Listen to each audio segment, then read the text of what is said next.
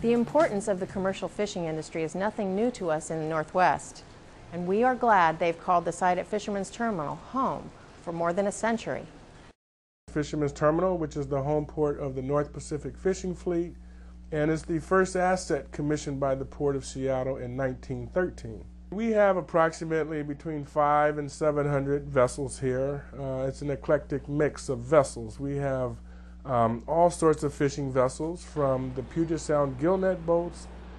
We have salmon seiners, crab vessels, the longline vessels, which fish halibut and sablefish, which is black cod.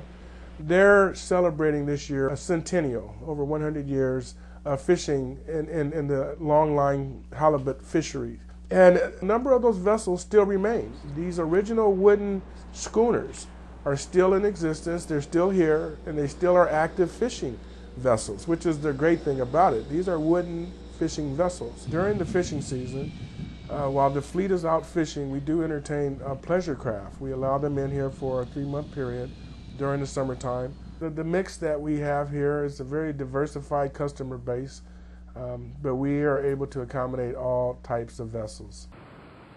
And we also have a monument dedicated towards the fallen fishermen, which draws visitors from all over. Over the past 5 years, we've redeveloped our west and south seawalls.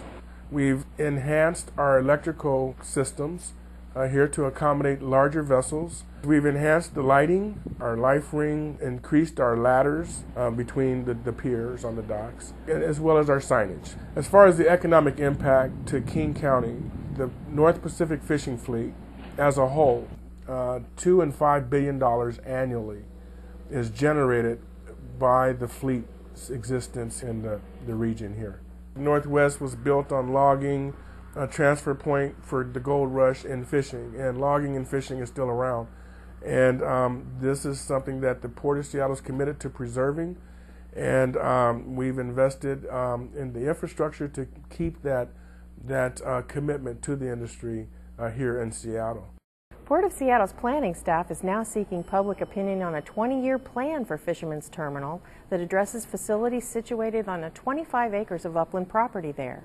Because Fisherman's Terminal serves so many different types of commercial fishing vessels, each having different needs, the plan will balance fishing fleet support functions with compatible standalone businesses.